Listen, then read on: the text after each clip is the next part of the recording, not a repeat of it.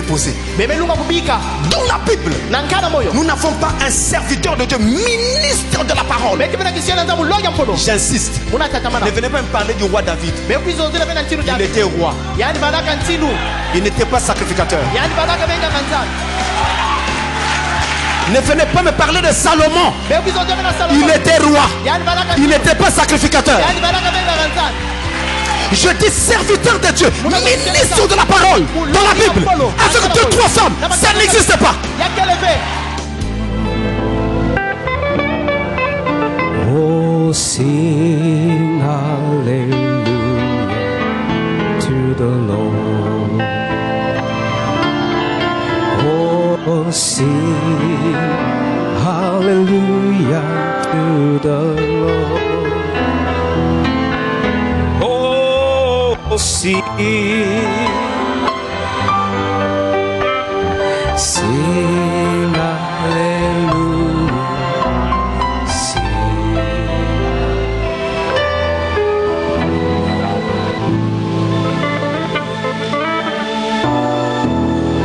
Dieu notre Père Céleste,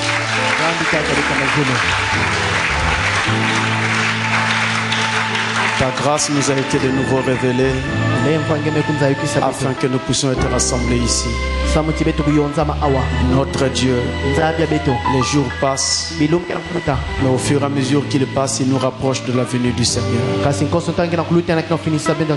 nous aussi, nous voulons être de plus en plus près pour te rencontrer. Pardonne nos péchés, pardonne nos iniquités.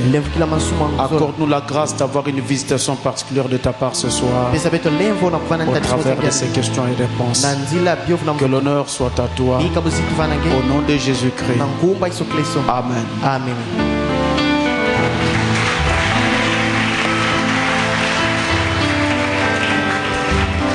Je vous salue tous au nom du Seigneur Jésus-Christ.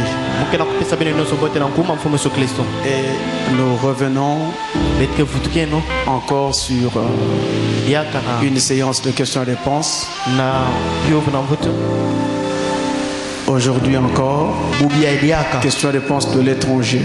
Et nous allons essayer de terminer avec ce lot de questions qui me viennent de l'étranger. Et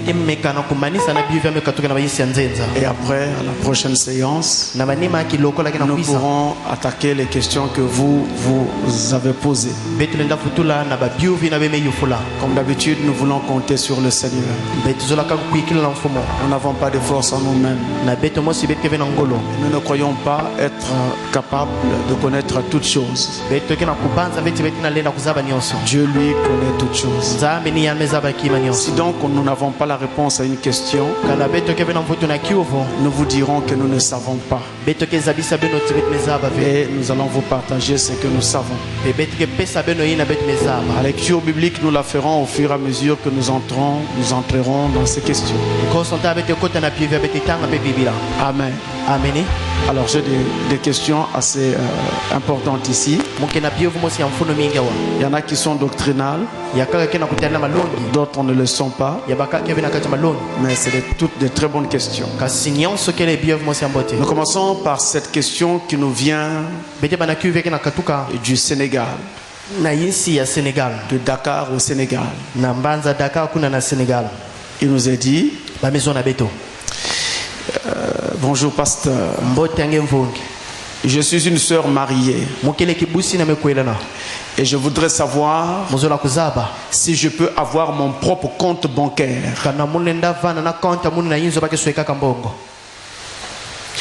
Je voudrais savoir si je peux avoir mon propre compte bancaire. Ça c'est pour cette question qui nous vient du Sénégal. Il y en a d'autres sur cette petite liste des questions venant du Sénégal.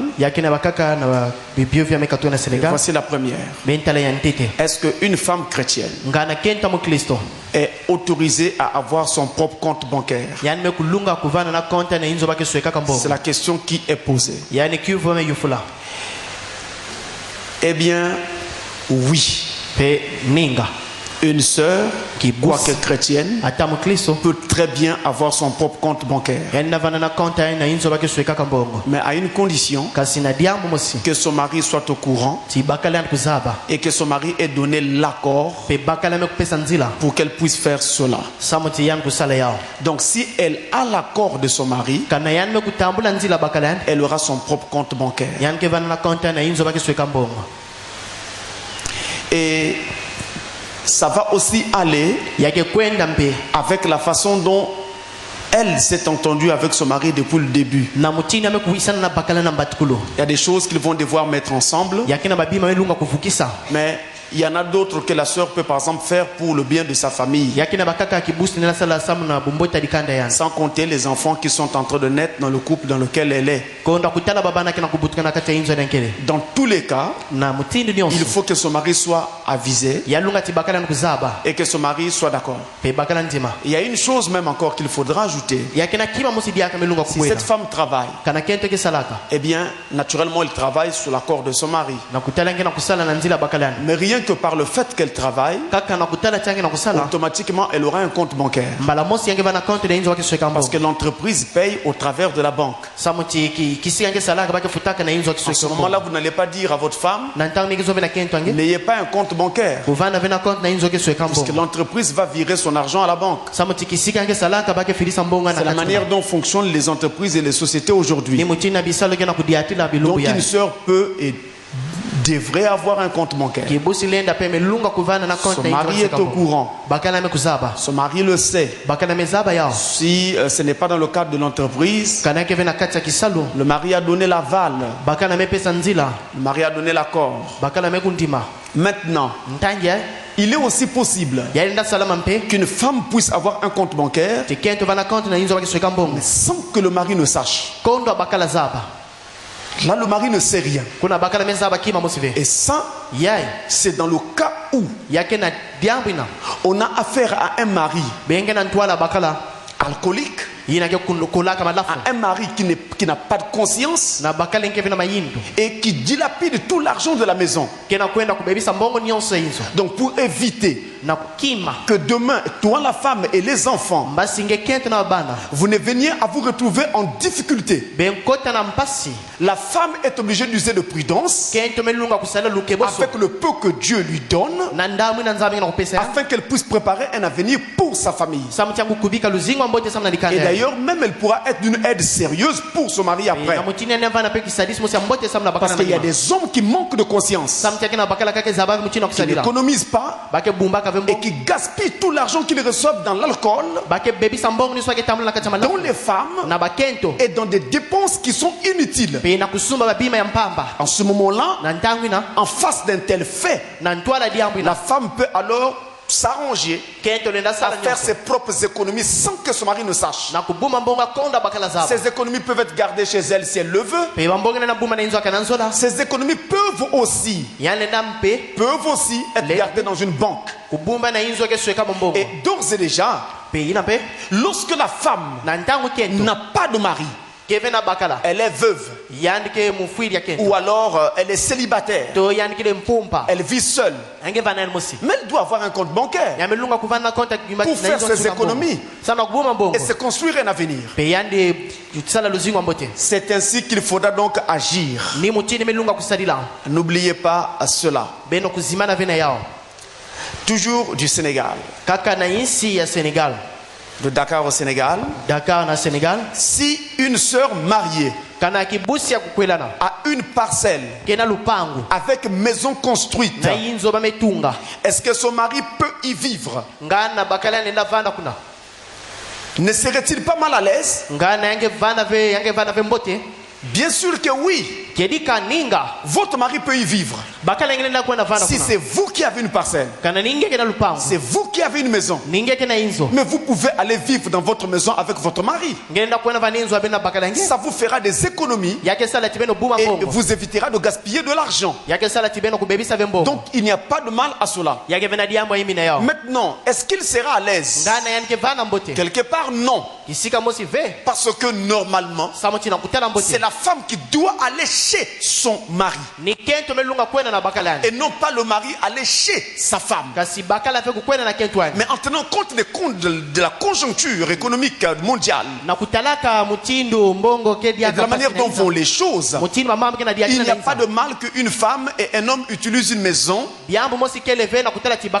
que la femme possède. Je me rappelle de l'histoire racontée par Frère Branham de ce couple de riches qu'il avait marié. La jeune fille était très riche. Le jeune homme aussi était très riche. Ils étaient riches par leurs parents. Leurs parents étaient multimilliardaires. Après le mariage, les parents de la fille ont offert une maison à ce couple. Et ils sont allés habiter dans cette maison. Il n'y a pas de problème à ce sujet. Dans tous les cas, ce qui appartient à l'homme appartient à sa femme. Et ce qui appartient à sa femme appartient à son mari. Donc il n'y a vraiment pas de problème. Ce qui serait un problème, c'est si votre femme vit encore chez ses parents et vous devez aller vivre chez cette fille-là au domicile de ses parents. Ah là vraiment c'est comme un squat. Là non. De la même façon, il n'est pas bon que vous puissiez vivre chez votre parent, chez vos parents à vous, avec votre femme. Ce n'est pas bon. Sauf si c'est le genre de maisons qui sont organisées comme des domaines et on a donné un appartement aux enfants pour dire toi tu vivras ici, toi tu vivras là. Là c'est différent. Là c'est différent. Mais en Afrique, ça crée toujours des problèmes. C'est la raison pour laquelle nous préférons que l'homme et la femme trouvent un endroit où ils seront chez eux. Donc c'est tout à fait possible que si vous avez une maison, que vous puissiez partager cette maison justement avec votre mari. Est-ce que la femme, c'est toujours le Sénégal, devrait remettre le document de sa propriété à son mari? Non.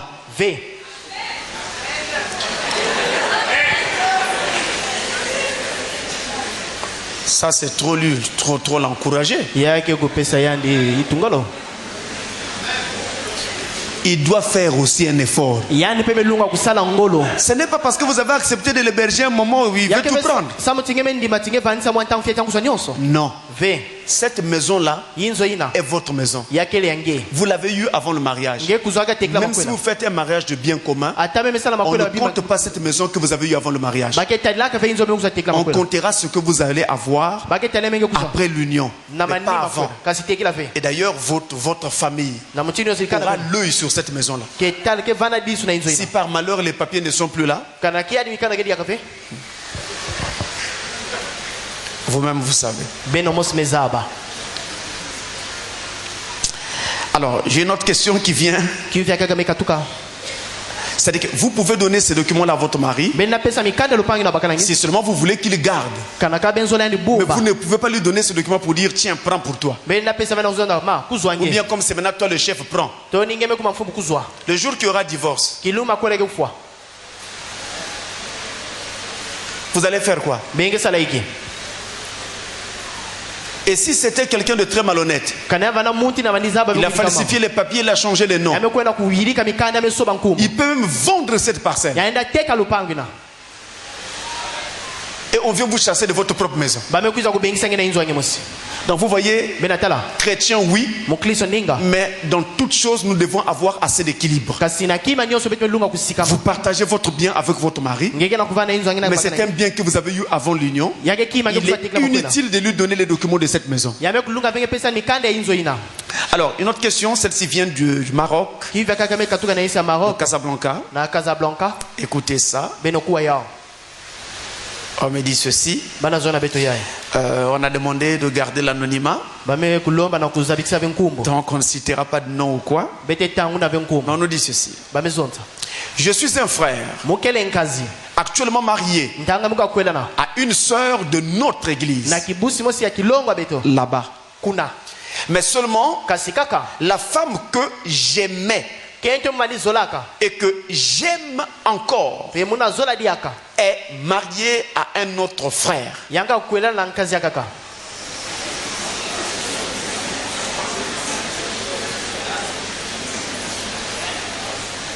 Ah, ça, c'est des problèmes que nous rencontrons souvent.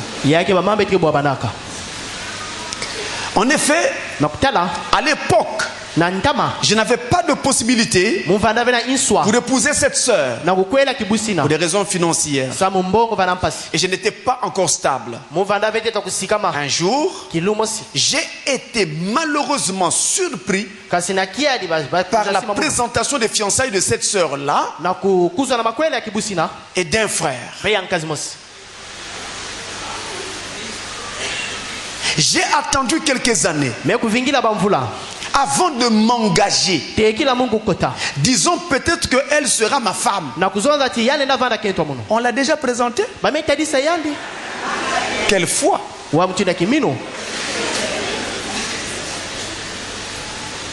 Donc malgré la présentation,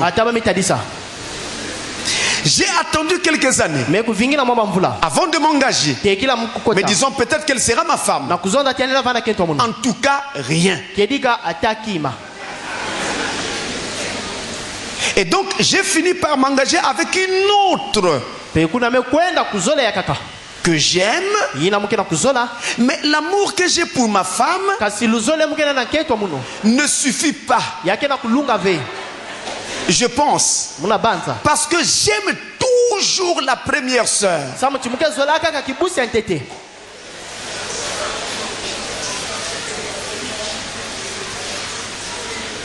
Et j'ai suivi une prédication lors d'un mariage sur YouTube où vous disiez l'amour ne suffit pas dans un mariage.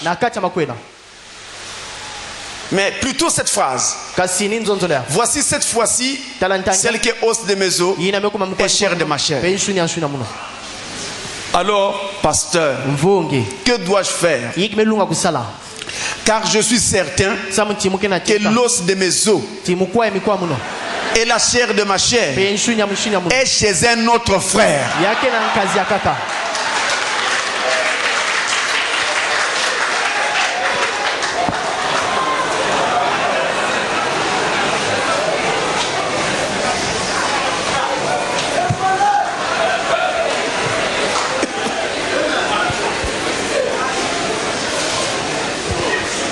La première chose que je peux faire, je crois, c'est de vous présenter d'abord mes condoléances.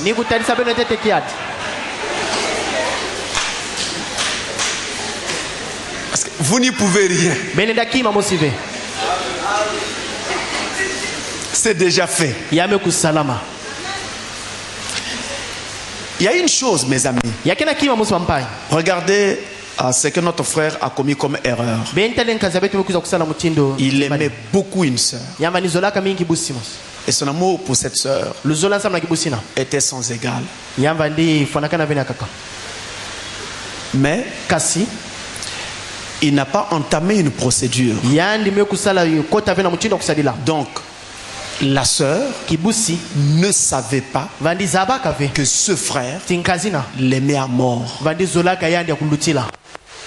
Pendant que lui était en train de fantasmer sur cette sœur-là, la sœur n'était au courant de rien. Alors quand un homme s'est présenté, elle s'est engagée. Parce qu'elle ne savait pas qu'à quelque part il y avait quelqu'un d'autre qui l'aimait. Ça, c'est déjà une erreur commise par notre frère. Maintenant, une fois que la sœur s'est engagée, notre frère dit qu'il a encore attendu quelques années pour voir si elle pouvait divorcer de cet homme pour redevenir sa femme. Non, si vous aimez quelqu'un, vous ne devez jamais lui souhaiter le malheur. Et si vous aimez quelqu'un et que cette personne vous dise vraiment Je sais que vous m'aimez, mais j'aime plus quelqu'un d'autre que vous. Alors Frère Branham dit, si vous avez réellement de l'amour pour cette personne, vous devez lui dire alors, dans ces conditions, vas-y, sois avec cet autre. Comme tu l'aimes plus que moi, je voudrais te savoir heureux ou heureuse. Va et fais-le. Ça, c'est le conseil que Frère Branham donne. Et donc, notre frère doit se résoudre à faire le deuil de cette femme. Comme si elle était morte, il doit oublier. Et apprendre maintenant à aimer la femme qui vit avec lui maintenant. Le jour que cette femme qui est dans sa maison va découvrir qu'il ne l'aime pas suffisamment, mais aime plutôt une autre, là, dans le foyer, là, l'eau va rentrer. Donc, on évite ça. On aime sa femme qui est actuellement chez soi. Et on doit faire avec. Apprenez à l'aimer. Faites comme si la première fille était morte, elle était décédée. Apprenez à l'aimer. Et vous allez y arriver. Maintenant, il ne me reste plus qu'à ajouter. Frère Branham dit, si vous pensez que la femme de votre vie a été épousée par quelqu'un d'autre, il dit, nous ne pouvons pas casser le mariage là-bas et casser votre mariage présent et faire l'échange de femmes. Ça ne se fait pas. C'est anti-scripturaire. Le prophète dit, pour toutes les erreurs qui ont été commises ici-bas, et bien quand nous serons au millénium, ces choses seront réglées. Ces choses seront corrigées. Pour le moment, on ne peut plus rien faire. On doit laisser les choses telles qu'elles sont. Cette femme-là est aujourd'hui la femme d'un autre frère. Et on doit laisser ça comme ça. Et de toute façon, il y a une autre chose. C'est vous qui aimiez fortement cette sœur. Mais nous ne savons pas si elle aussi vous aimait. Et si encore elle pouvait vous aimer comme vous l'aimez. Ça, c'est une autre paire de manches. Vous pouvez aimer une personne tout en vous disant, en tout cas, j'aime tellement cette personne. Et vous vous dites, sans cette personne, je ne peux pas vivre. Est-ce que vous êtes sûr que c'est le même sentiment de l'autre côté?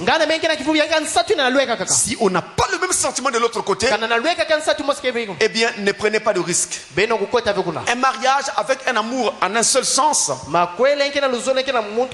n'est pas un mariage. Vous allez souffrir dans un tel mariage. Il faut que l'amour puisse concerner les deux côtés. L'un aime l'autre et l'autre aime l'un. C'est comme ça que ça doit se faire. Autrement, ça ne sert pas. Alors, toujours ici des questions qui viennent de l'étranger. Là encore, on a requis l'anonymat. Et ici, j'ai parlé assez longuement avec les gens qui sont concernés par les problèmes qui sont mentionnés ici. Et je comprends qu'on ait requis l'anonymat. Parce que beaucoup de gens, toujours de l'étranger, m'ont contacté sur le fait. Et je sais que c'est assez profond. C'est pourquoi on a requis l'anonymat. On a même requis l'anonymat du pays. Mais ici, sur mon papier, tout est mentionné. J'ai le nom de celui qui pose la question et le pays d'où ça vient. Mais nous allons respecter leur demande. Écoutez la question. Dit pasteur, que Dieu vous bénisse. Je voudrais vous poser ces questions. Il y en a plusieurs. Mais si vous le voulez bien, je préfère que ça reste dans l'anonymat du nom et du pays de provenance. Donc nous respectons ça. Première question sur ce papier.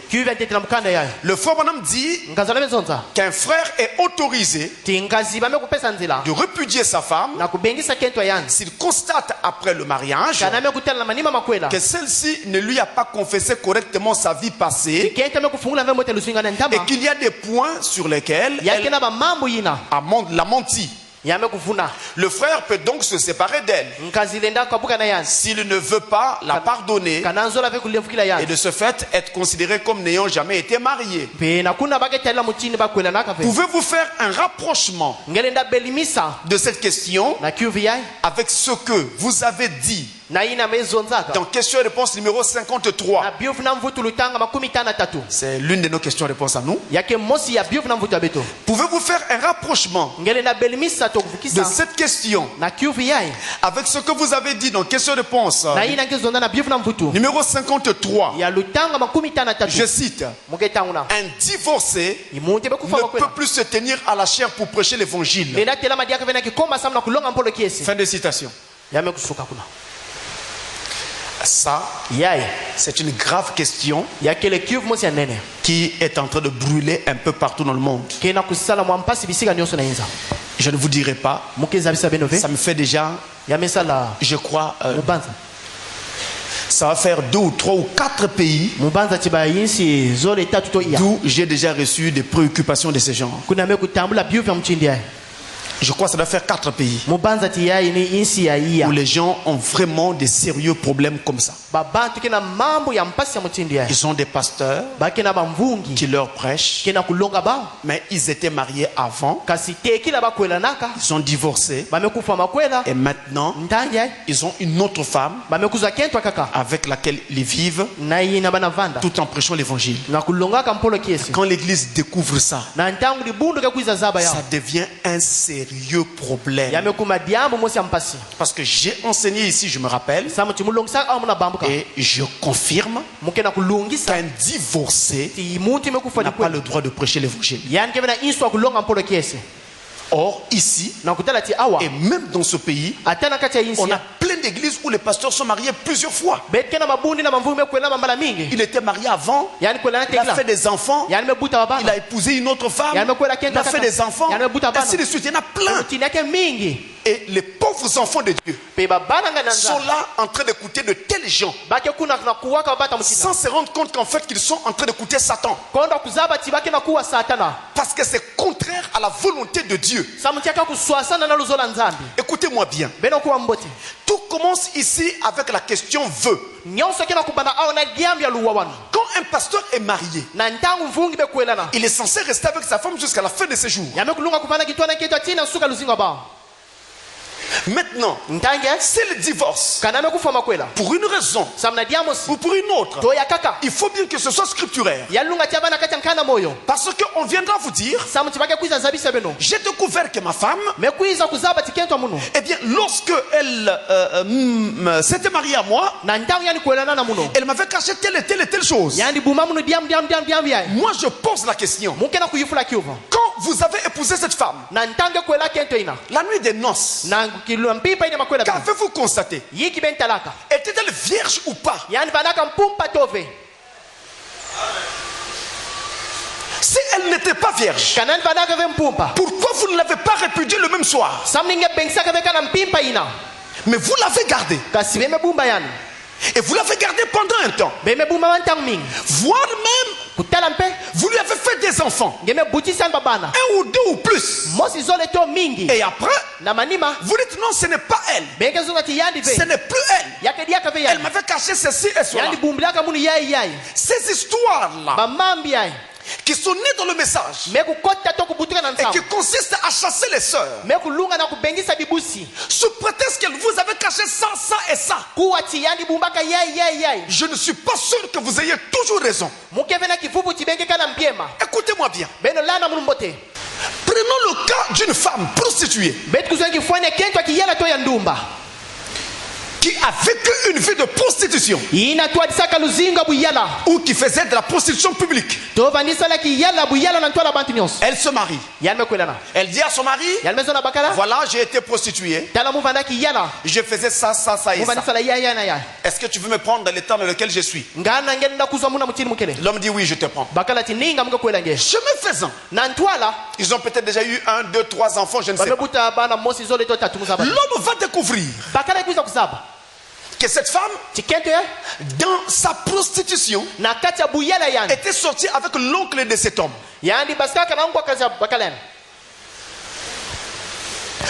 était sorti avec le cousin de cet homme, son mari. Qu'est-ce qu'il va faire? Chasser cette femme?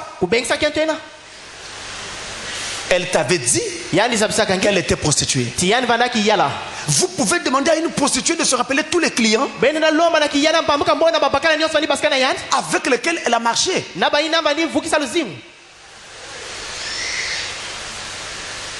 Comment une prostituée va se rappeler tous les clients? Il y a des clients qui sont fidèles.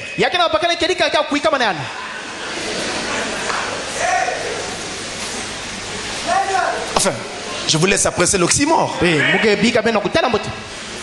Qui vont et qui reviennent. Il y en a d'autres. Ils viennent une fois, ils disparaissent et c'est pour toujours.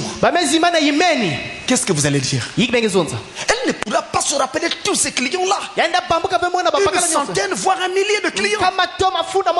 Pendant toutes les années de sa carrière de prostitution. Alors, c'est un problème.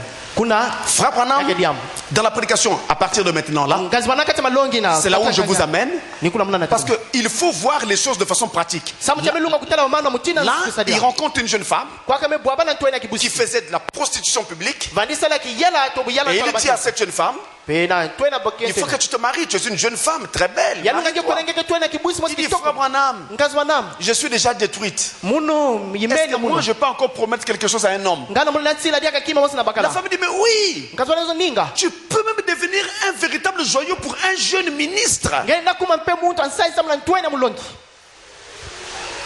Pour un prédicateur qui rentre fatigué.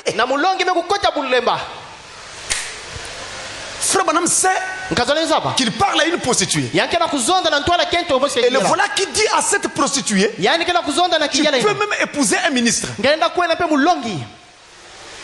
Oh. Comment William Branham peut dire à un ministre ou à une femme d'épouser un ministre? Si cette femme prostituée devient la femme d'un ministre demain et qu'elle ne devrait pas faire cela, la faute sera à qui? Par la femme, hein? Mais à Frère Branham qui lui a donné cette orientation. Mais je crois savoir que si William Branham a donné cette orientation, c'est parce que c'est ça l'orientation. C'est ça la vérité. Donc la femme a confessé quoi? Le prophète dit: Dieu a donné à la femme 3 vertus sacrées: la féminité, la maternité et la virginité. Lorsqu'elle a brisé sa virginité, c'est ça qu'elle doit confesser à son mari au moment du mariage. Mais pas dire à cette femme: à cette heure-là, fais-moi la longue liste de tous ceux qui sont là avec toi. Parce qu'il peut très bien arriver qu'elle oublie un nom. C'est plus tard, 200, 300, 400, 10 ans, elle se rappelle de ce nom. Vous le dites. Ou alors vous-même vous découvrez. Vous allez dire: je cherche cette femme. Alors que depuis le départ, elle t'avait dit dans quel état elle était. Ça, c'est une mauvaise façon de faire. Et réfléchissez aussi là-dessus avec la femme comme qu'on appelait Marie de Magdala, qui était une prostituée aussi. Vous voyez bien qu'elle ne peut pas se rappeler toutes les personnes qui sont là avec elle. Maintenant, à propos d'un ministre, il s'est marié. Il faut bien que ce était un mariage pour lequel il n'avait pas marqué son adhésion. Mais s'il avait marqué son adhésion, et d'ailleurs une vie commune déjà de quelques années est très bien en train d'indiquer que vous avez marqué votre adhésion quelque part. Ne compliquez pas et ne cherchez pas des problèmes inutiles. Ça ne vous conduira nulle part. Alors nous avons ce passage. Allons dans 1 Timothée chapitre 3. Versets 1 à 5.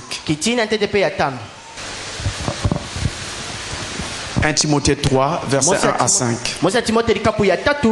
Cette parole est certaine. Si quelqu'un aspire à la charge d'évêque, il désire une œuvre excellente.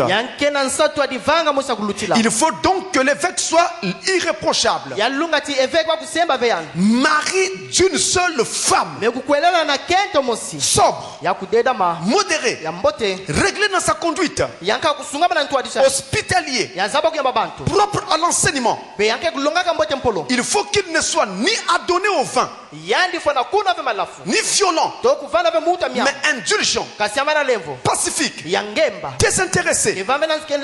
Il faut qu'il dirige bien sa propre maison et qu'il tienne ses enfants dans la soumission et dans une parfaite honnêteté.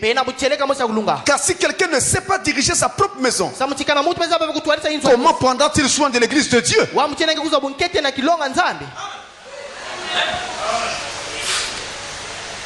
Pour être ainsi évêque, il faut être mari d'une seule femme. Mari d'une seule femme. Mais l'évêque n'est pas n'importe qui. L'évêque est d'abord un ministre et à la fois pasteur d'une église et qui devient évêque parce que d'autres ministères naissent sous son ministère et font naître d'autres églises. C'est alors que ce pasteur-là du commencement reçoit le titre d'évêque parce qu'il devient le pasteur d'autres pasteurs. On l'appelle maintenant évêque. Mais avant qu'il ne soit évêque, c'est d'abord un pasteur. C'est d'abord un ministre. Et on lui dit qu'il doit être marié d'une seule femme. Par ricochet, c'est une condition imposée à tout serviteur de Dieu. Tout serviteur de Dieu doit être marié à une seule femme. Dans 1 Timothée 3 toujours, au verset 12, il est écrit: le diacre aussi doit être marié d'une seule femme. Donc vous voyez, Dieu descend jusqu'au diacre. C'est au diacre. Dieu demande d'être marié à une seule femme. Il le demande à l'évêque. Et il le demande au diacre qui est plus bas que le pasteur, que le ministre. Qu'est-ce qu'il va alors demander au ministre? Un ministre de même doit être marié d'une seule femme. Parce que n'importe quel ministre peut devenir évêque demain. Il doit être marié à une seule femme. Quand je dis une femme, je ne dis pas une femme vivant actuellement dans sa maison. Je parle de toute l'histoire de la vie de cet homme. Même quand il était encore dans le monde, depuis qu'il a commencé avec la vie des femmes, il ne faut qu'il n'ait qu'une seule femme. Et c'est cette femme-là qui est venue avec lui jusqu'à la parole et jusqu'à ce que Dieu l'appelle au ministère. Mais s'il était marié dans le monde, il a divorcé, il a épousé une autre femme, voire divorcé encore, peu importe, eh bien il est disqualifié. Il ne peut pas être ministre. Il ne peut pas être pasteur. Il doit déposer.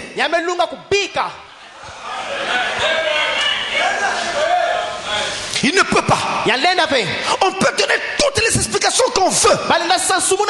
Ça ne tiendra pas. Un pasteur doit être marié à une seule femme. Une seule femme vivante. C'est-à-dire, s'il y avait une femme dans le passé, vous avez divorcé. Maintenant vous êtes avec une autre femme qui vit dans votre maison. Elle est l'unique. Mais en temps, il y a une femme dans le passé et qui vit encore. Même si elle vit au pôle Nord, même si elle vit au Groenland, même si elle vit en Sibérie, mais comme elle vit encore sur la terre, vous ne pouvez pas être pasteur. Vous ne pouvez pas. Et dans les dénominations, on a beaucoup de cas de ce genre. Ils doivent déposer. Ils doivent déposer. Regardez l'histoire de la Bible. Montrez-moi un serviteur de Dieu, ministre de la parole, qui avait 2 femmes ou 3 femmes. Enfin, disons 12. Parce qu'il y en a qui ont une énergie sexuelle très poussée. Déjà en Afrique, on est suffisamment pauvre. Vous voulez encore prendre 3-4 femmes comme des féticheurs. Et puis, comment vous comprenez qu'un jeune homme comme mon frère ici, il est jeune et beau, élégant, tout ça. Maintenant, à côté de lui, 2-3 femmes.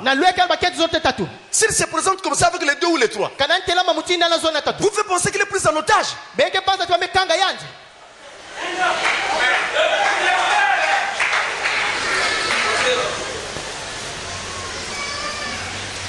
Vous devez déposer. Dans la Bible, nous n'avons pas un serviteur de Dieu, ministre de la parole. J'insiste. Ne venez pas me parler du roi David. Il était roi. Il n'était pas sacrificateur. Ne venez pas me parler de Salomon. Il était roi. Il n'était pas sacrificateur. Je dis serviteur de Dieu, ministre de la parole dans la Bible, avec 2-3 femmes, ça n'existe pas.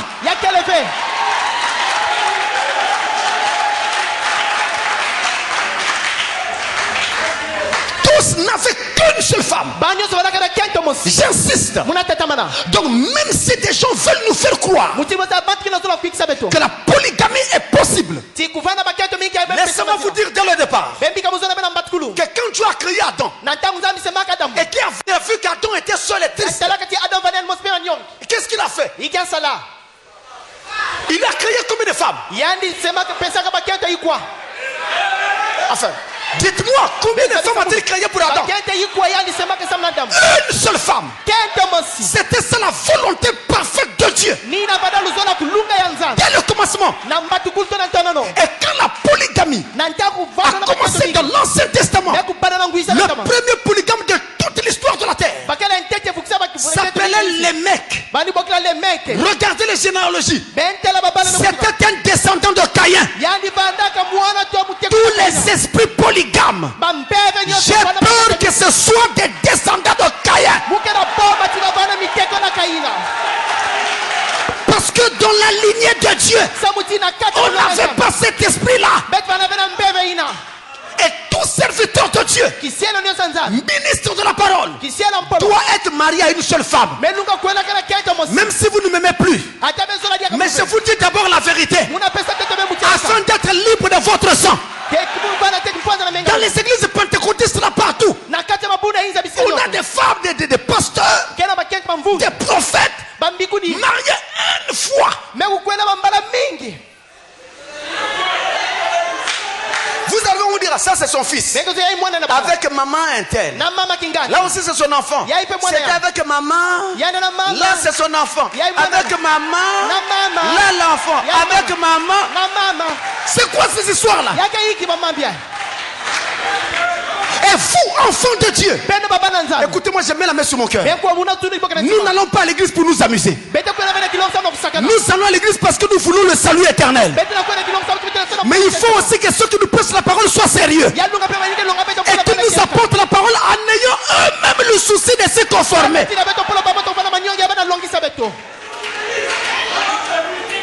Tous les gens polygames là, ils doivent s'asseoir. La polygamie n'est pas de Dieu. Frère Branham dit, la polygamie était légale dans l'Ancien Testament.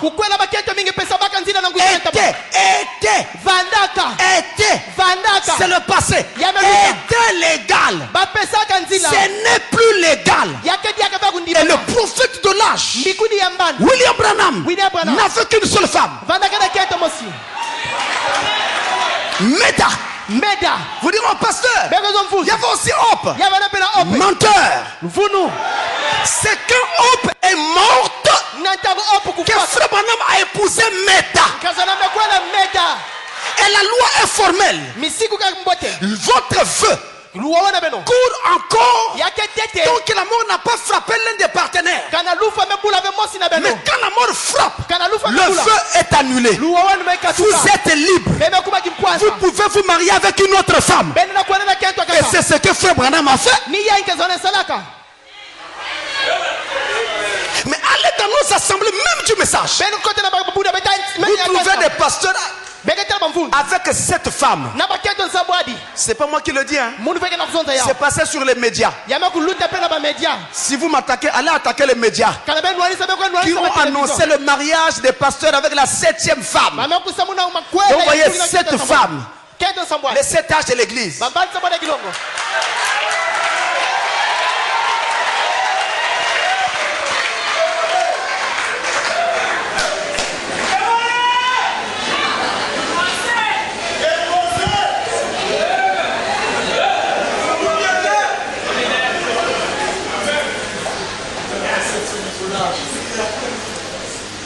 Alors, Frère Branham, lui, nous dit, cette question est vraiment sérieuse. Hein. Nous avons eu cette question depuis le début du message au Congo, apparemment. Hein. Frère Branham, lui, nous dit, dans la prédication, Hébreux chapitre 7, première partie. Hébreux chapitre 7, première partie, du 15 septembre 1957. Alors, le paragraphe 136 et 137. Si vous avez le logiciel en anglais, les paragraphes sont les mêmes. Le logiciel appelé la table. Le table. C'est le même paragraphage, 136 et 137. Mais si vous avez le logiciel Word of the Hour, le message de l'heure, si vous avez ce logiciel-là en anglais, c'est le paragraphe 71. Alors je donne tout ça pour qu'il n'y ait pas d'équivoque. Et qu'on ne dise pas non, il avait trouvé ça où. Frère Branham dit, écoutez ça, Hébreux chapitre 7, ça y est là à l'écran. Il y a une petite femme assise là-bas dans le fond ce soir. Mon épouse. Je l'aime avec tout ce qu'il y a en moi. Et si je savais que je pourrais courir avec une autre femme et m'en tirer ainsi, puis aller lui dire, Meda, j'ai mal agi, pensez-vous que je le ferais? Si je l'aime correctement, je ne le ferai pas. C'est vrai. Alors qu'en serait-il si je disais, oh, je ne peux pas le faire parce que je vous dirai pourquoi. Elle divorcerait. Oh, je suis un prédicateur. Voyez-vous, ce que cela ferait, cela m'enlèverait de la chair. Si elle divorçait d'avec moi, un homme divorcé. Oh, j'ai 3 enfants. Je ne peux pas songer à ça. Amen. Je peux m'arrêter là. Quand vous divorcez, ça fait quoi? Ça fait quoi? Ça vous enlève de la chair. Si un pasteur a divorcé, il dépose. Que ce soit aujourd'hui, que ce soit demain, ou que ça ait été hier, il dépose. N'embrouillez pas les enfants de Dieu, laissez. Et puis, je ne comprends pas une histoire. D'où vient ce désir là où tout le monde s'accroche, je dois servir Dieu? Mais tu peux le servir comme un chrétien. Pourquoi on doit toujours le servir comme un pasteur? C'est trop difficile. Ceux qui sont dedans veulent fuir. Ceux qui sont hors veulent rentrer. Je crois avoir pu répondre à cette question. On va essayer de gagner du temps. Dans La brochure se rangeait du côté de Jésus. Paragraphe 62 et 86. Et dans certains autres messages du prophète Branham. À qui est-ce qu'il fait allusion? Quand il dit c'est autre qui doit venir, laissons-le venir. J'aurais ouvert la voie pour qu'il prenne la relève. J'aurais bâti une plateforme pour que quelqu'un d'autre puisse y monter. Je remettrai ma vieille épée de la parole, etc. Ma question est de savoir si le prophète faisait allusion à tous les Éphésiens 4 ou à un seul individu, un homme qui s'autoproclame prendre la relève après frère Branham. S'il vous plaît, ne soyons pas fous. Il n'y a aucune prophétie de la Bible qui dise que il y aura quelqu'un qui viendra et qui prendra la relève de frère Branham. Il n'y en a pas. La Bible dit dans Apocalypse 1, Christ avait 7 étoiles dans sa main droite. Nous sommes d'accord? Et vous croyez que frère Branham était la 7e étoile? D'où viendra la 8e? Donc il n'y a pas quelqu'un qui va prendre la relève de frère Branham. Il n'y a que 7 âges de l'église. S'il y a un autre qui vient, il vient pour quel âge? Peut-être qu'il vient pour l'enfer, hein? Mais il n'y a que 7 âges de l'église. Donc il n'y a pas de relève. Si il y a une relève humaine, elle sera assurée par tous les Éphésiens 4 qui font office d'auxiliaire de Malachie 4. Donc ils apportent ce message de la 7e étoile partout dans le monde. Mais il n'y a pas un seul individu qui puisse se dire remplaçant de William Branham ou bien celui qui prend la relève. Non. Maintenant, à qui frère Branham se référait? Oui, je vous dis que frère Branham se référait bien à quelqu'un. Et il avait dévoilé cela un jour. Il disait qu'il préparait cette plateforme pour le Seigneur Jésus. C'est lui qui viendra juste après. Parce que justement il vient pour prendre son épouse. Mais ce n'est pas un Éphésiens 4 quelconque. Ce n'est pas un homme quelconque qui va s'autoproclamer remplaçant ou successeur de frère Branham. Mais c'est Jésus qui est cet homme-là. Et tous les Éphésiens 4 jouant le rôle de auxiliaire de Malachie 4. Alors on continue toujours ici. L'usage des habits usagés. L'usage des habits usagés. Ce que vous appelez ici chez nous. Vous connaissez le nom, non? Est courant dans les pays pauvres, tout comme dans les pays dits riches. Même en Europe, aux États-Unis, étant donné que tous n'ont pas les mêmes moyens, que peut-on faire? Est-ce qu'il faut carrément abandonner de payer les habits usagés ou les payer et prier parce qu'ils sont réputés véhiculer de mauvais esprits?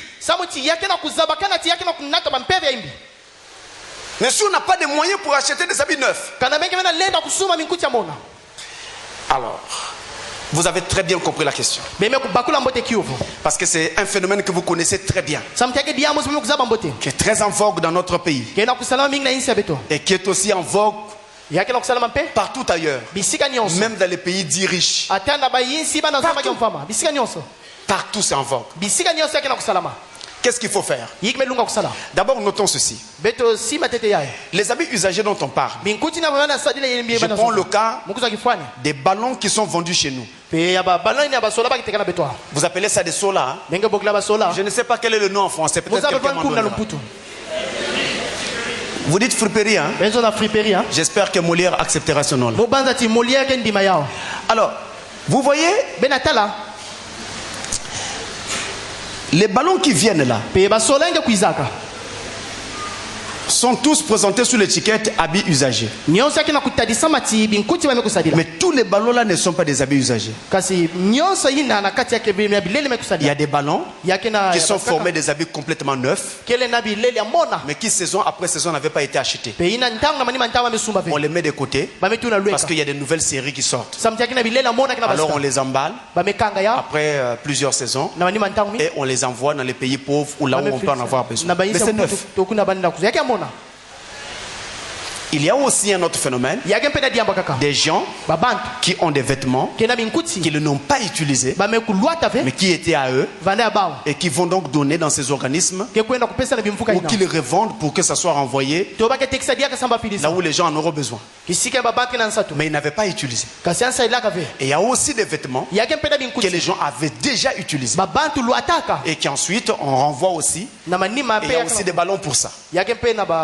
Alors nous avons tout ça. Et pas seulement dans les pays pauvres. Ce phénomène existe même dans les pays riches. D'ailleurs, dans les pays riches, vous verrez que les gens attendent souvent la période des soldes pour faire les magasins. Ils courent dans les magasins pendant les soldes. Et ils font la queue avant que le magasin n'ouvre. Alors donc le problème d'argent est un problème qui est partout. Est-ce que vous pouvez, en tant que chrétien, acheter ces habits déjà usagés, déjà utilisés? Eh bien oui. Oui. Je vous donne un exemple. Au début du ministère de Frère Branham, il n'avait vraiment rien. Il était tellement pauvre. Alors quand on l'invitait parfois prêcher quelque part, pour prier pour quelqu'un, un frère devait lui prêter son complet. Il emprunte le complet d'un frère et il va faire le service. Il revient, il remet le complet de Dieu. Mais le complet qu'il prend là est déjà usagé. Attention, n'entendez pas par usager foutu. Entendez par usager des vêtements déjà portés, déjà utilisés, mais c'est parfois encore parfaitement en bon état et donc parfaitement utilisable. Et dans le cas de Frère Branham, emprunte le complet d'un frère, mais c'est un vêtement déjà utilisé par quelqu'un d'autre. Il le met sur lui, il va faire un travail, il revient, il rend l'habit d'autrui. Si déjà nous avons cet exemple-là, cela suffit pour que nous comprenions que c'est faisable. Donc on peut acheter quelque chose qui est déjà utilisé, mais à une condition. Eh bien, c'est de prier lorsque vous avez acheté quelque chose comme ça, de prier avant de l'utiliser. Écoutez ça, 1 Timothée 4. 1 Timothée 4, le verset 5. 1 Timothée 4, verset 5. Parce que tout est sanctifié par la parole de Dieu et par la prière. Qu'est-ce qu'il faut faire? Vous achetez, vous sanctifiez et vous portez. Amen. C'est en ordre. Il n'y a pas de problème pour ça. Pas de problème. C'est parfaitement en ordre. Donc vous pouvez utiliser ça. Mais priez d'abord. Parce que mauvais esprit dont on parle, oui, mes amis, c'est vrai. L'esprit, ou plutôt les esprits qui dominaient sur quelqu'un, seront en général même sur ses vêtements.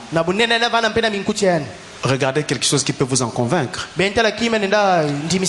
À l'époque du Nouveau Testament, des mouchoirs qui avaient touché le corps de l'apôtre Pierre, quand on les mettait sur les malades guérissaient. Pourquoi?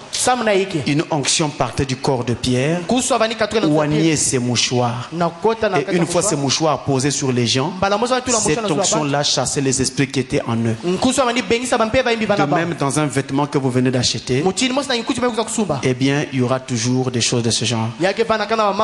Maintenant, même si nous pouvons utiliser des vêtements comme ça, mais il y a des choses sur lesquelles il faudra vraiment être assez prudent. Je vous le dis sincèrement. Des choses qui touchent à l'intimité. Ça, c'est parfois parmi les plus dangereuses. Et quand vous parlez de mauvais esprits, en général, c'est là qu'on a ça. Donc, quand vous avez ça, vous avez en face de vous quelque chose comme ça qui touche à l'intimité. Avant d'acheter, réfléchissez plusieurs fois. Je parle par exemple des draps. Je parle des serviettes qu'on utilise à la douche. Vraiment, j'ai presque envie de vous déconseiller. Mais je n'aurai pas d'écriture pour vous déconseiller. Voilà pourquoi je dis j'ai presque envie. Alors je donne un conseil de bon sens. Faites très attention parce que c'est là que nous avons souvent des problèmes. Ce qui touche à l'intimité est beaucoup plus facilement possédé par ces esprits-là qui contrôlent la personne. Ce qui touche à l'intimité, c'est très dangereux. N'oubliez pas ça. Alors, une autre question. Dans le calcul de recherche de la marge d'erreur causée par les différents calendriers qui étaient utilisés, l'écart est de 8 ans par rapport au vrai calendrier, le calendrier prophétique. Après calcul, le résultat donne 7 ans et 4 mois. Si vous ajoutez 4 mois de janvier à avril, vous avez 7 ans et 8 mois. Où sont alors les 4 autres mois? Parce que l'année compte 12 mois. Alors pour ceux qui peuvent se rappeler cette question, parce que nous sommes suivis partout à l'étranger, cette question est tirée de l'enseignement sur les 70 semaines de Daniel, où nous montrions qu'on avait 4 calendriers. Le calendrier julien qui faisait 365 jours et un quart par an. On avait le calendrier romain dont l'année était égale à 365 jours. On avait, et puis on a toujours le calendrier chrétien qu'on appelle encore calendrier prophétique. On dit encore le calendrier, le vrai calendrier. Lui, il fait 360 jours par an. 360 par an. Et nous avons le calendrier actuel qu'on appelle encore le calendrier grégorien, parce qu'il avait été établi par le pape Grégoire XIII. Eh bien, lui, il fait 365 jours par an. Et parfois, on a des années de 366 jours, lorsque le mois de février porte 29 jours. L'année bissextile.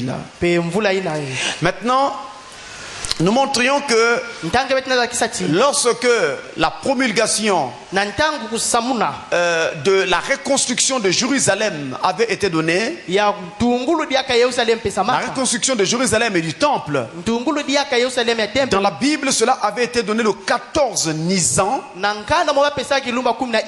Nisan, N-I-S-A-N.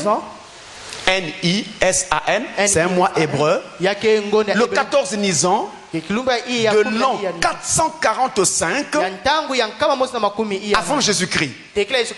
Et cette promulgation annonçant la reconstruction du temple et de la ville de Jérusalem marquait justement le commencement des 70 semaines de Daniel.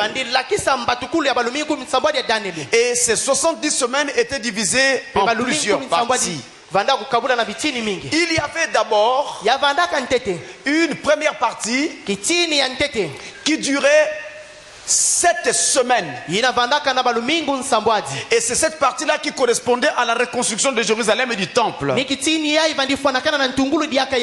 y avait une partie de 62 semaines.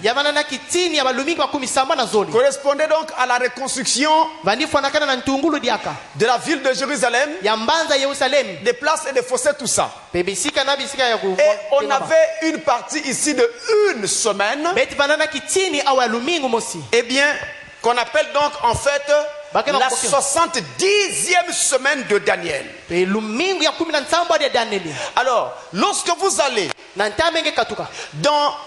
plutôt, commençons par ici. Vous voyez, le trait que j'ai mis ici, ce trait-là correspond justement à la date du 14 Nisan. Eh bien, de l'année 445. C'est le point de départ des 70 semaines de Daniel. Et si vous prenez nombre, chapitre 14, le verset 34, vous verrez que dans la prophétie biblique, une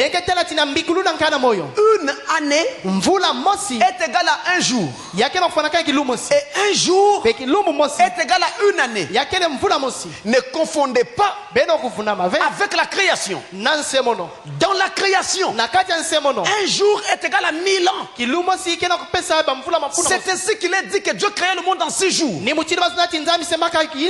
dire en 6000 ans. Mais dans la prophétie, nombre 14, verset 34, un jour est égal à une année. Or, dans une semaine, vous avez 7 jours. Je dis bien 7 jours dans une semaine. Vous le savez, de lundi à dimanche, ça fait 7 jours. Et donc ici, dans cette 70e semaine, c'est une semaine. Mais ça fait 7 jours. En parlant prophétiquement, eh bien nous avons 7 ans. Un jour pour un an. Ou un an pour un jour. Et ici, où nous avons 7 semaines, vous avez alors 7 multiplié par 7 jours. Donc ça va vous donner 49 ans. Et ici, vous avez 62. Alors vous aurez 62 multiplié par 7 jours dans une semaine. Si mes calculs sont bons, vous avez 434 ans. Et après, on peut faire la somme. Je ne sais pas, ceux qui calculent très bien là, la somme donne quoi? Écoutez, je ne vais pas vous faire souffrir, juste pour que vous compreniez. Alors, quand vous ferez la somme de tout ça, vous allez donc avoir normalement la durée des 70 semaines de Daniel. Et pratiquement la durée que va faire ou que va prendre le plan de la rédemption. Donc si vous faites très attention, vous pouvez voir où est-ce que vous en êtes dans le temps. Bon, attendez. Je prends ces parties-là. Jusqu'ici, hein? Jusque-là. On laisse cette partie très importante. Elle est parmi les plus prophétiques. Quand vous faites l'addition de ça, je crois qu'on doit être autour de... Voilà. Je crois qu'on peut être autour de 483 ans. Quelque chose comme ça, si je me trompe pas. C'est ça? Maintenant, lorsqu'on arrive là, alors qu'est-ce qui se passe? Nous constatons que il y a une autre chose. Lorsque Jésus rentre dans la ville de Jérusalem assis sur le dos d'une ânesse,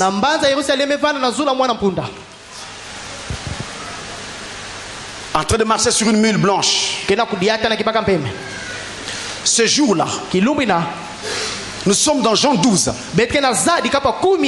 verset 12 à 16. C'est là que se passe cet événement-là. Quand Jésus entre dans Jérusalem sur le dos d'une ânesse, en triomphe. Ce jour-là, eh bien, nous sommes donc dans le calendrier. C'était, je crois, si ma mémoire est bonne, le 2 avril.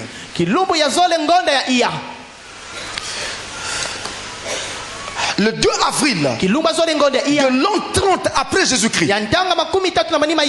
Ce jour-là, le 2 avril de l'an 30. Vous êtes avec moi? Le 2 avril de l'an 30, Jésus entre dans Jérusalem. Quand Jésus entre dans Jérusalem,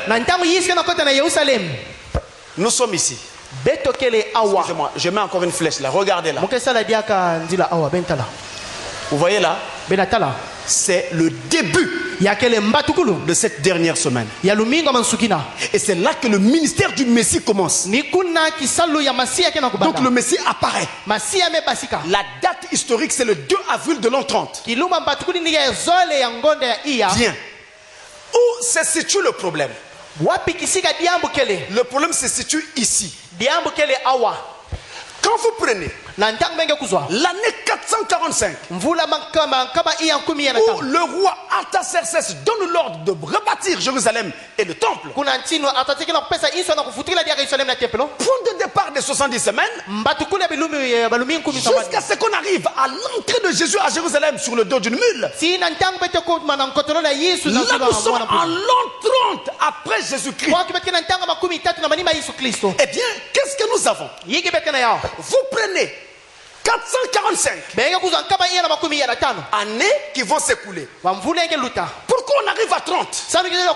Parce que sur l'échelle du temps, on a l'an 0 quelque part ici.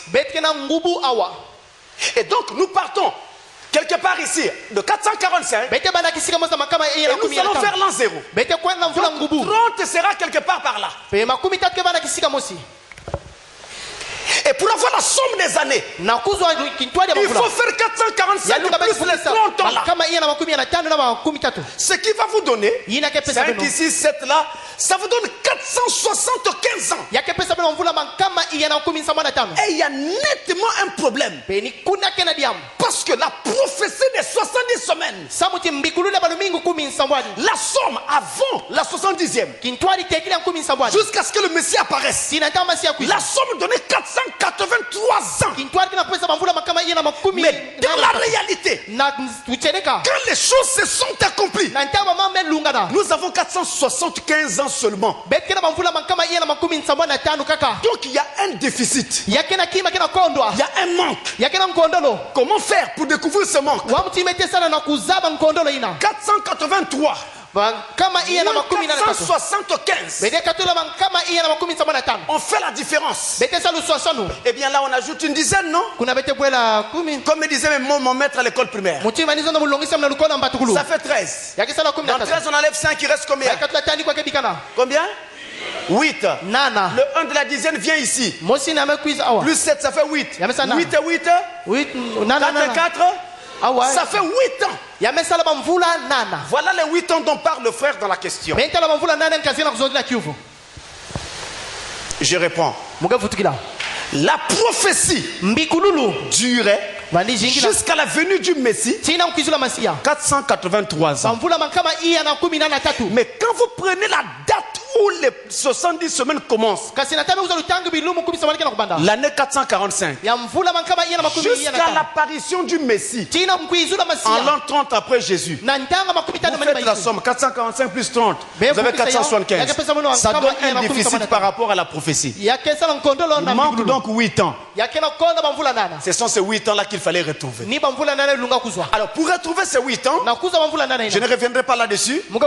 Je vous renvoie vers l'étude sur les 70 semaines de Daniel et vous allez retrouver ça.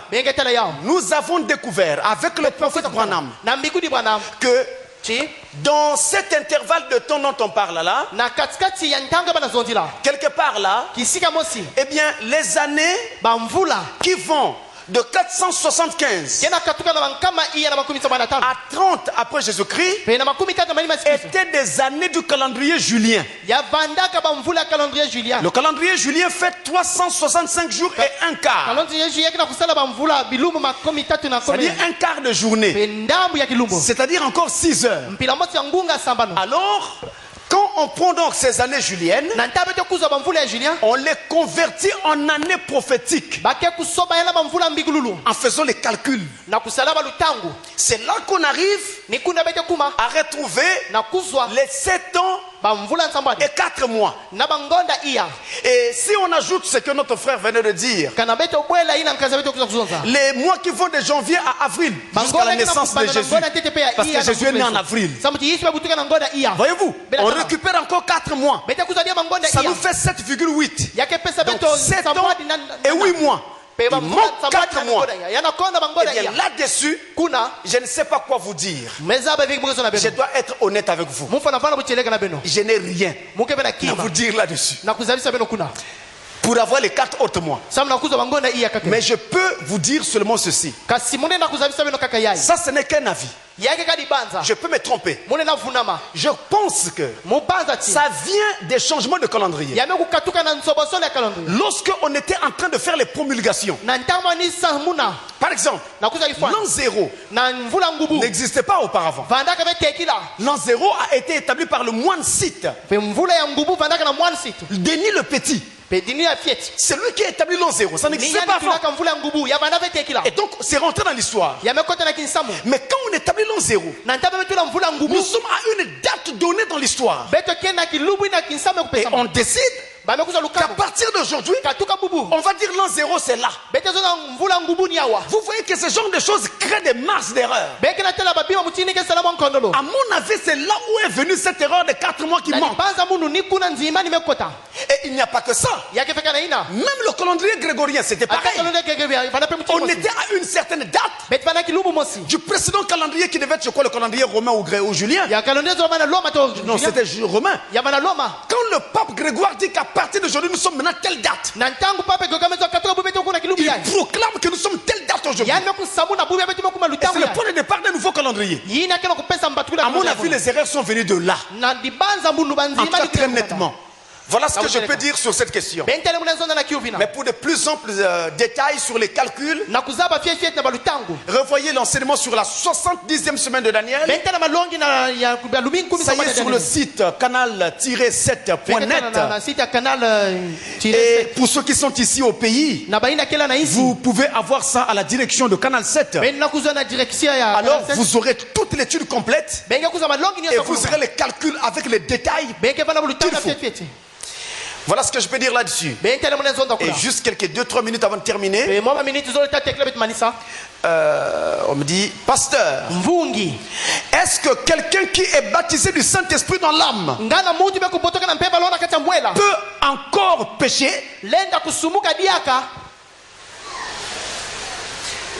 Avec le baptême du Saint-Esprit dans l'âme, est-ce qu'on peut encore pécher? Écoutez mes amis, pas de supposition. Allons dans la parole. Galates chapitre 2. Galates 2. Verset 11 à 14. Mais lorsque Céphas vint à Antioche, c'est-à-dire Pierre, Céphas c'est Pierre, je lui résistais en face parce qu'il était réprayant répréhensible. Est-ce que vous entendez ça? On pouvait le blâmer. Il était blâmable. Lui qui était à la chambre haute. En effet, avant l'arrivée de quelques personnes envoyées par Jacques, il mangeait avec les païens. Et quand elles furent venues, il s'esquiva et se tint à l'écart par crainte des circoncis. Avec lui, les autres juifs usèrent aussi de dissimulation, en sorte que Barnabas même fut entraîné par leur hypocrisie, voyant qu'il ne marchait pas droit selon la vérité de l'évangile. Je dis à Céphas, en présence de tous, c'est toi qui es juif, tu vis à la manière des païens et nous à la manière des juifs. Pourquoi forces-tu les païens à judaïser? Pierre, qui était à la chambre haute, Pierre, à qui Jésus avait remis l'église de Jérusalem, Pierre, à qui Jésus avait remis les clés du royaume, le voilà en train de manger avec les païens. Quand il voit arriver les frères, il se cache. Et les frères qui étaient rentrés sous son influence, qui mangeaient aussi avec les païens, et aussi se sont dissimulés comme des cafards. Pierre, lui qui était à la chambre haute. Non, mes amis. Frère Branham dit, même si vous avez le Saint-Esprit, au point où vous en êtes tellement rempli qu'il sort par les narines, il sort par les oreilles. Il dit, votre chair là sera toujours grincheuse. Vous commettrez encore des erreurs tant que vous resterez dans la chair. Mais si le Saint-Esprit est dans votre cœur, dès que vous vous rendez compte que vous avez commis une erreur, vous allez le regretter dans votre cœur. Vous sentirez comme si vous avez tué quelqu'un, et vous allez vous mettre en ordre au plus vite. Mais si il n'y a pas un souci de se mettre en ordre, et que vous allez de l'avant dans le péché, vous vous votez carrément et tranquillement dans le péché, c'est une bonne preuve que vous n'avez pas le Saint-Esprit.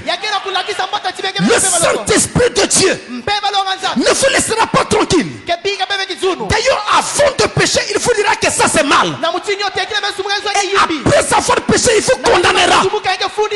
Il va vous traquer pour vous amener à confesser ce que vous avez fait. L'homme né de Dieu ne pêche pas.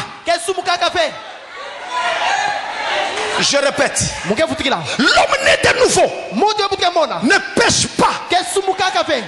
Je répète encore, si vous êtes né de nouveau du Saint-Esprit, vous ne pouvez pas pécher. Quelqu'un dit Amen.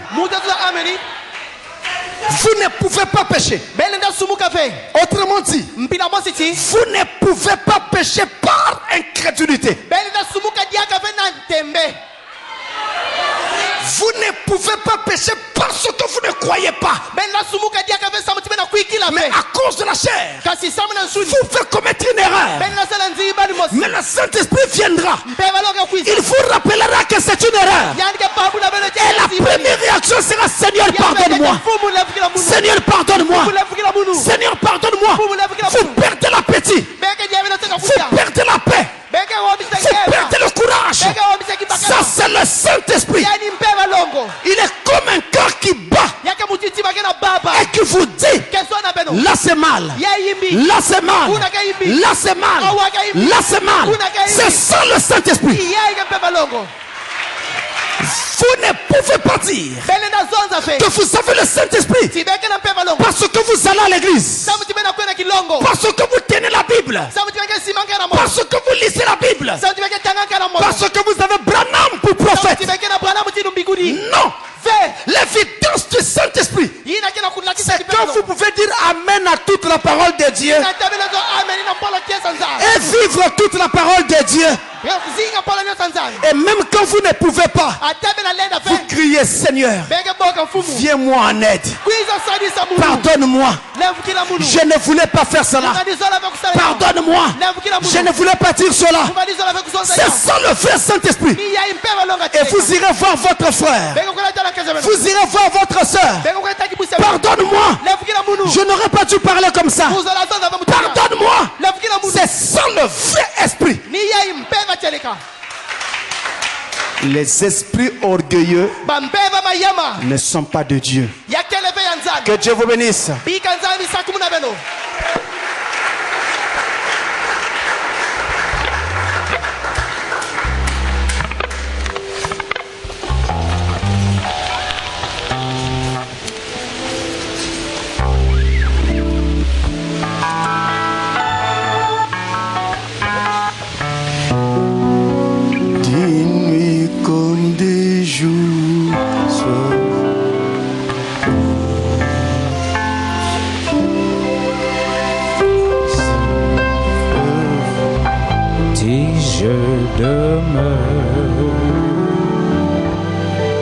C'est toi, Seigneur, qui connais le guide. Fais-moi triompher de tout mal. Jésus, entre dans mon cœur. Dans mon cœur, pour rejeter tous mes péchés, des tentations, fais-moi triompher. Dans ta lumière, fais-moi marcher. Jésus, entre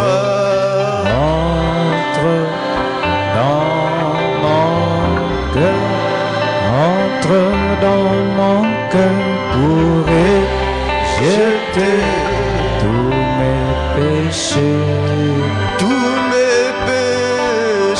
des tentations, fais-moi triompher.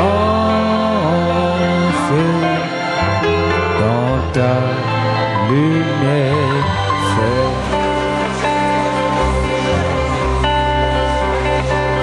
alors, levez seulement votre main si vous voulez qu'on se souvienne de vous dans la prière.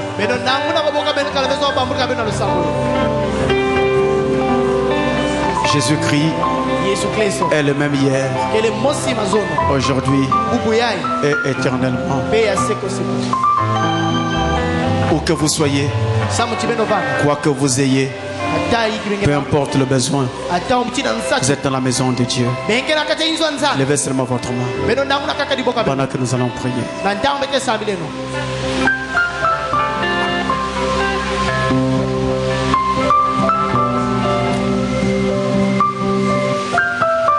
Dieu notre Père Céleste, nous venons pour te dire merci pour la parole que tu as répandue dans nos âmes, car tu as dit ta parole est puissante, plus puissante qu'une épée à double tranchant, capable de séparer l'âme et l'esprit. Nous croyons que cette parole a le pouvoir de transformer nos vies et de nous préparer, Seigneur, à ta rencontre. Merci encore pour tout ce que tu as fait au milieu de nous, Seigneur.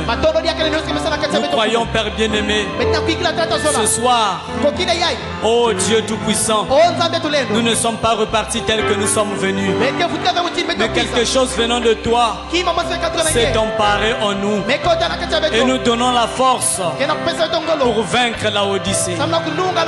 Bénis le vase que tu as utilisé ce soir, remplis-le encore davantage de ta puissance et garde ce peuple plus près de toi, Seigneur. Souviens-toi de toutes ces requêtes, oh Dieu. Chaque main levée symbolise une requête, Seigneur. Et aucune requête, oh Dieu Tout-Puissant, ne peut t'échapper. Ainsi réponds favorable, oh Dieu, afin que ton peuple te glorifie davantage.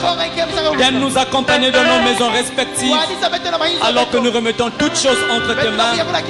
Au nom de Jésus-Christ, notre Dieu. Amen. Amen.